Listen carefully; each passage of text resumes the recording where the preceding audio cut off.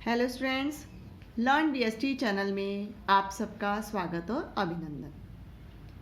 आज इस वीडियो में हम चैप्टर नंबर 4 व्यावसायिक सेवाएं पढ़ेंगे। व्यावसायिक सेवाएं पढ़ने से पहले हम पढ़ेंगे सेवाएं क्या है, सेवाएं की क्या क्या विशेषताएं हैं, सेवाओं और वस्तुओं में क्या अंतर है, और फिर हम पढ़ेंगे सेवाओं के प्रकार। सेवाओं के प्रकार के अंतर्गत हम जो डिटेल में पढ़ेंगे वो पढ़ेंगे व्यावसायिक सेवाएं। सबसे पहले बॉक्स में एक उदाहरण दिया गया है जिससे हम समझेंगे कि सेवाएं क्या है और सेवाओं की क्यों और कब कब आवश्यकताएं पड़ती है और कौन कौन सी सेवाएं व्यवसाय में काम आती है। बॉक्स में देखिए, हम सबने पेट्रोल पंप देखा है, आपने भी देखा है, हमने भी देखा है।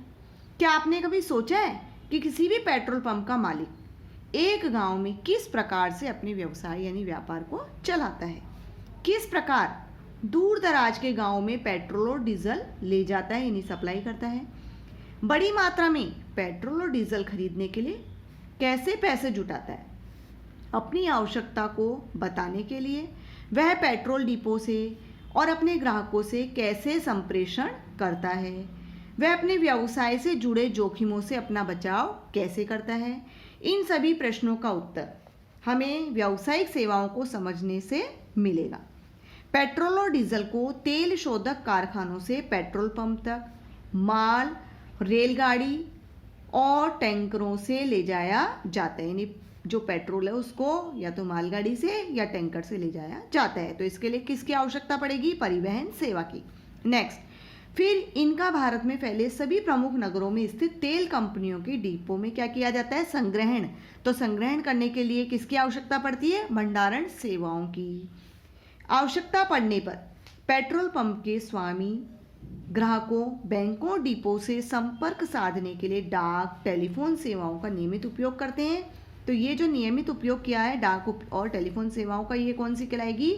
संप्रेषण सेवाएं।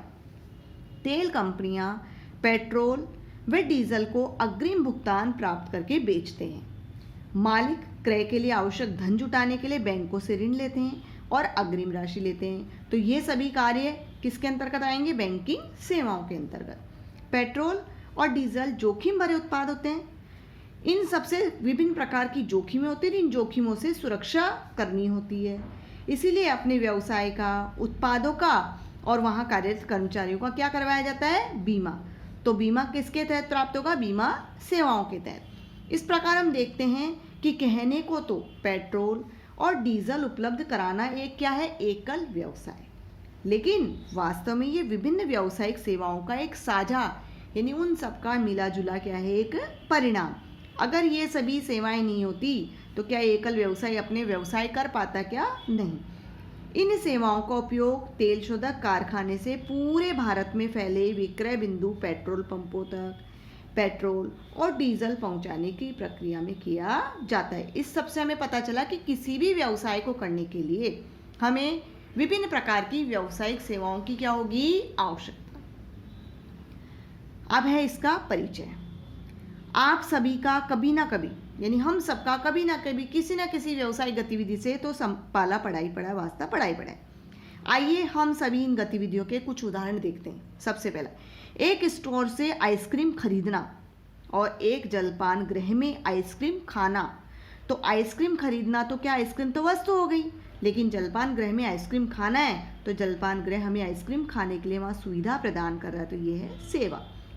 किसी सिनेमा हॉल में सिनेमा देखना, तो सिनेमा हॉल हमें सिनेमा देखने की सेवा प्रदान कर रहा है। या फिर एक वीडियो कैसेट या सीडी को खरीदना जो कि एक वस्तु है। स्कूल बस खरीदना एक वस्तु हो गई। या फिर इसे ट्रांसपोर्टर से पट्टे पर लेना, तो पट्टा देना यानी पट्टे पर लेना एक सेवा है। यदि हम इन सभी क्रियाओं का विश्लेषण पाएंगे तो क्रय करने और खाने में, देखने क्रय करने में, क्रय करने और पट्टे लेने में क्या है? अंतर, क्योंकि एक तो वस्तु है और दूसरी क्या है? सेवा है। इन सभी में जो समानता है वो क्या है कि एक में किसी वस्तु को खरीदा जा रहा है तो दूसरे में सेवाएं प्राप्त होती है, लेकिन वस्तुओं और प्रदत्त सेवाओं में यानी दी जाने वाली सेवाओं में क्या है? अंतर अवश्य है। एक अनभिज्ञ अनजान व्यक्ति जो नहीं जानता कि सेवा क्या है, वस्तु क्या है, उसके लिए सेवाएं मूलतः क्या अमूर्त होती है, क्योंकि सेवाएं अमूर्त इसलिए कि सेवाओं को हम देख नहीं सकते, छू नहीं सकते, संग्रहित नहीं कर सकते, एक स्थान से दूसरे स्थान पर ला और ले जा नहीं सकते, इसलिए उसको हमने क्या कहा है, अमूर्त। तो सेवाएं कैसी होती है, अमूर्त। सेवाओं के क्रय से कोई भी भौतिक वस्तु प्राप्त नहीं होती।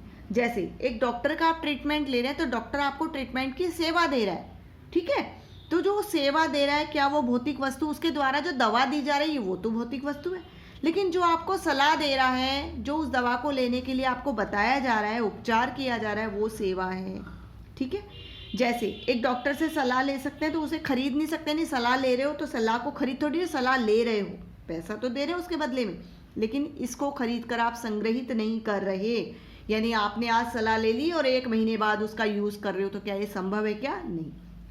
सेवाएं क्या है, आर्थिक क्रियाएं, अर्थात अर्थ के बदले प्रदान की जाने वाली क्रियाएं हैं, जो कैसी होती है, अमूर्त, अर्थात जिसका कोई मूर्त रूप नहीं है, जिसे देख नहीं सकते, केवल हम महसूस कर सकते हैं। इनमें सेवा देने वाले और उपभोक्ता दोनों के बीच में क्या होता है, सेवाओं का आदान और प्रदान। इसलिए सेवाएं क्या है, वे क्रियाएं जिनको अलग से पहचाना जा सकता है, जो अमूर्त है। बार बार आपके सामने आ रहा है अमूर्त, तो इस पर क्वेश्चन भी आता है कि सेवाएं अमूर्त है, समझाइए कैसे।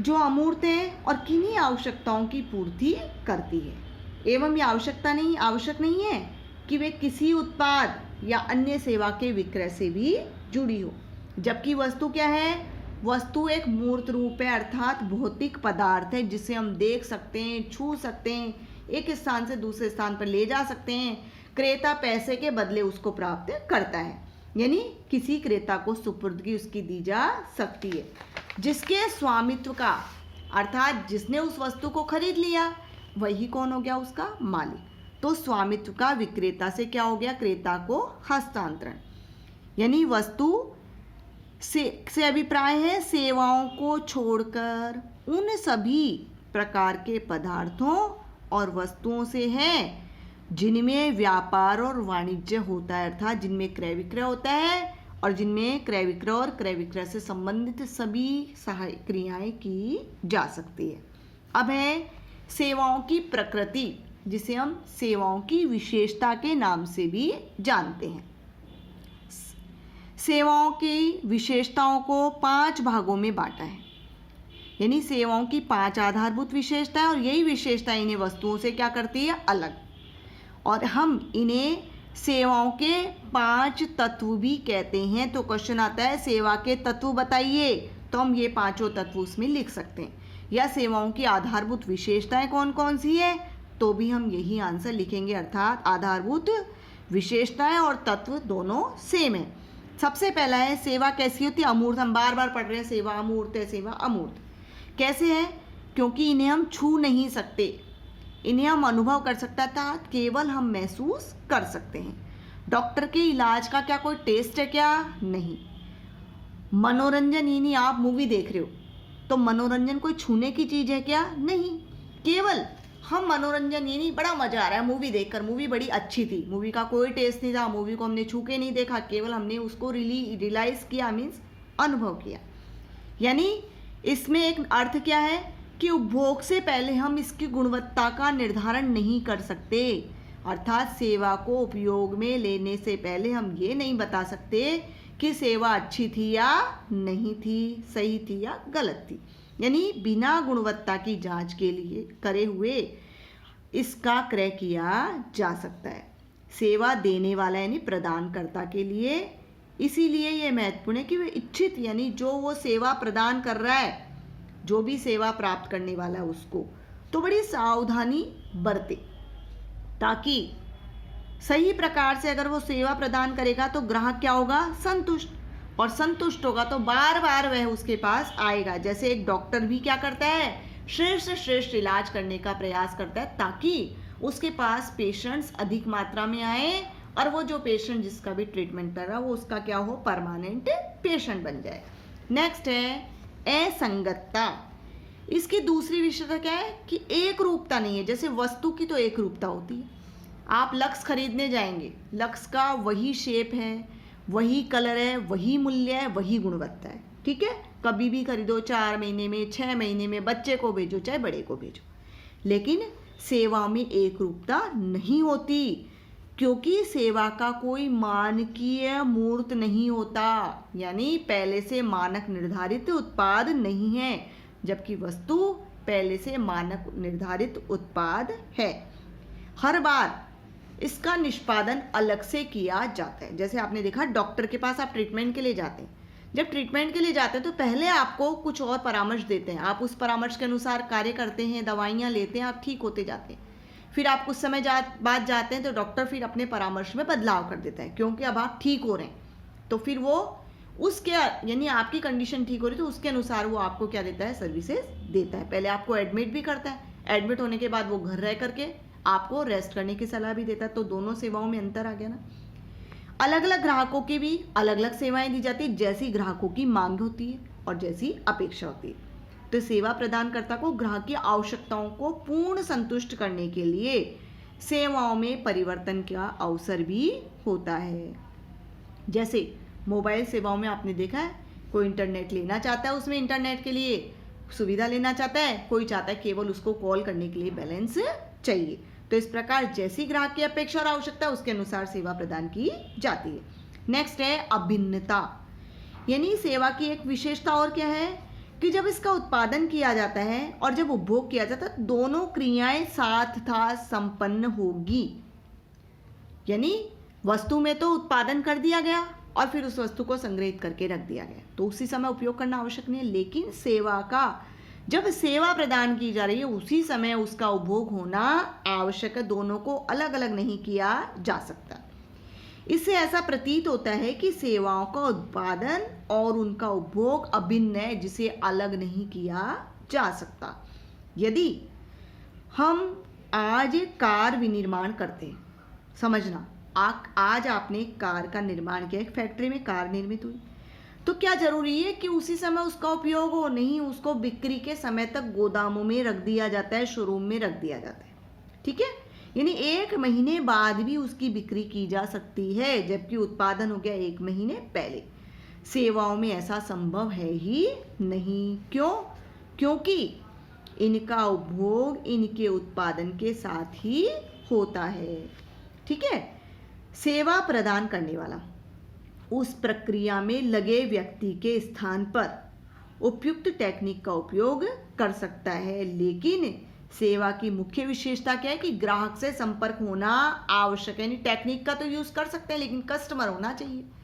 जैसे समझना, पहले हम बैंक से रुपए निकालने के लिए बैंक में जाते थे या चेक जमा करवाते थे और रुपए निकालते थे, और ये सभी कार्य कौन करता था? क्लर्क। हम जाते थे, हम ग्राहक थे, क्लर्क सेवा प्रदान करने वाला था। आज यदि हमें पैसा चाहिए तो हमने इसका यानी पैसा प्राप्त करने के लिए हमने नई टेक्निक का यूज कर लिया। क्या कर लिया? हमने एटीएम का उपयोग किया, ठीक है। लेकिन हम एटीएम का उपयोग करते तो ग्राहक तो एटीएम तक जाएगा ही, चाहे वहां क्लर्क हो ही नहीं। समझ गए? यानी क्लर्क का स्थान किसने ले लिया? टेक्नोलॉजी ने, अर्थात एटीएम ने ले लिया। मगर ग्राहक का होना क्या है? आवश्यक। अर्थात इस प्रक्रिया में ग्राहक की भागीदारी का प्रबंधन भी क्या है? अनिवार्य है। नेक्स्ट है इन्वेंट्री संभव नहीं।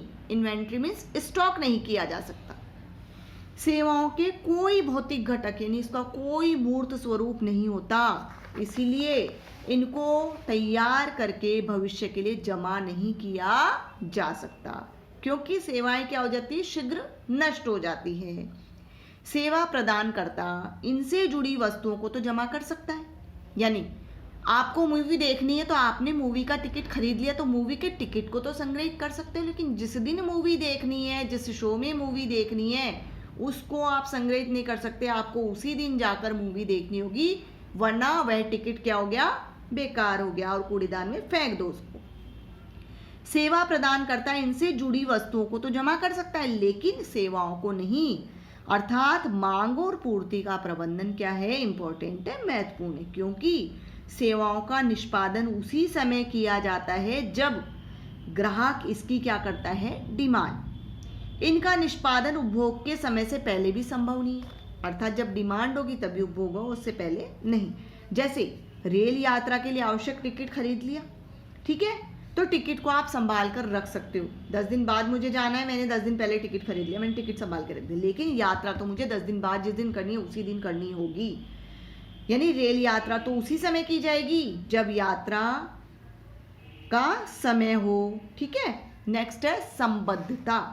समझिए, सेवा की एक विशेषता और क्या है कि सेवा प्रदान करने की प्रक्रिया में ग्राहक का क्या होना चाहिए, सहयोग आवश्यक है।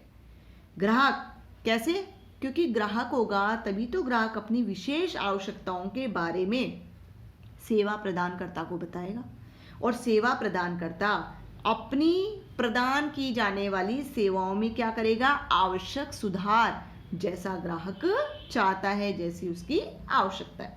इस प्रकार सेवाओं की ये हो गई विशेषताएं। अमूर्त है, असंगतता है, अभिन्नता है, इन्वेंट्री संभव नहीं है, और संबद्धता। अब हम पढ़ेंगे वस्तु और सेवा में अंतर। सबसे पहला है, टेबल में देखिए आप, पेज नंबर 92 पर आ जाइए, प्रकृति। एक तो क्रिया है, यानी सेवा क्या है, क्रिया या प्रक्रिया है, जैसे सिनेमा हॉल में फिल्म देखना।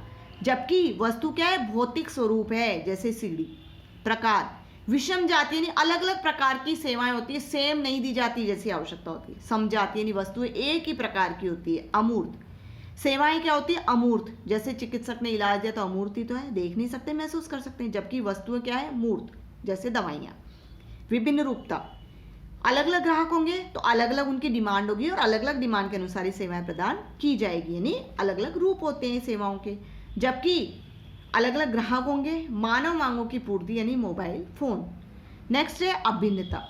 उत्पादन और उपभोग में अंतर नहीं किया जा सकता, दोनों एक साथ होंगे। जैसे जलपान गृह में आइसक्रीम खाना, आइसक्रीम नहीं खाओगे तो आइसक्रीम क्या हो जाएगी, मेल्ट। जबकि उत्पादन उपभोग में अलगाव है, यानी दुकान से आइसक्रीम खरीदना, तो जब तक उत्पादन हुआ दुकान में आइसक्रीम रखी रही और उपभोग के समय क्रय करके ले ली गई, रहती है, जिसको इन्वेंट्री या स्टॉक कहते हैं।